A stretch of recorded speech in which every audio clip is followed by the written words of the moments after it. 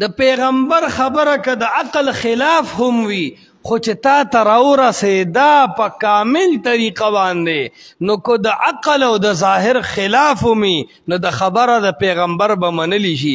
د ابراهیم علیه السلام خبره چې بچي ته کوله چې ای بچي زه تا ذبح کولو حالت کې وینم، دا خبره د عقل خلاف ده او که نه ده؟ دا د ظاهر خلاف وه که نه وه؟ چا زامن ذبح کول عقل دا وی چې زوی ذبح کا، خو اسماعیل علیه السلام عقل له اعتبار ورکو، فورا وی چې پیغمبر خبره ده نو یا ابت افعل ما تؤمر.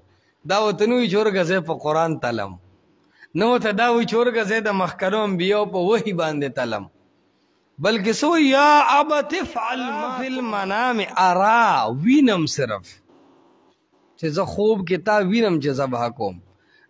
فانظر ماذا ترى، بچی ستا سرای ده.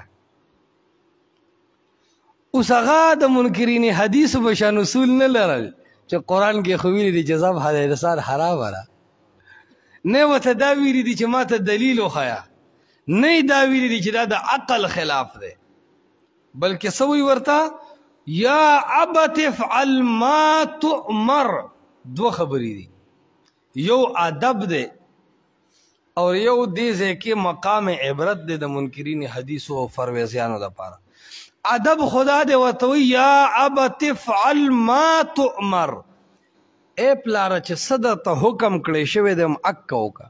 نو حکم خو ورته هېڅ هم نه و شوی، حکم خو ورته نه و، خو د پلار دا خوب یې داسې وګڼو لکه په منزله د الله د حکم، دې ته وایي ادب. اور دویم د پیغمبر خبره که د عقل خلاف هم وي خو چې تا ته راورسېدا په کامل طریقه باندې نو که د عقل او د ظاهر خلاف ومي نو د خبره د پیغمبر به منلی شي. د ابراهیم علیه السلام خبره چې بچي ته کوله چې ای بچي زه تا ذبح کولو حالت کې وینم، دا خبره د عقل خلاف ده او که نه ده؟ دا د ظاهر خلاف وه که نه وه؟ چا زامن ذبح کول عقل دا وی چې زوی ذبح کا، خو اسماعیل علیه السلام عقل له اعتبار ورکو، فورا وی چې پیغمبر خبره ده نو یا ابت افعل ما تؤمر. دا ورته نه وي چې ورګځې په قرآن تلم، نه ورته دا وي چې ورګځې د مخکرو انبیاو په وحي باندې تلم، بلکې سو یا ابت افعل ما تؤمر. نو مقام د اسماعیل علیہ السلام د ادب اللہ کھولے دے، ذکر ہوئی یہ مکتب کی کرامت تھی یا کہ فیضان نظر تھا، سکھائی کس نے اسماعیل کو آداب فرزندی.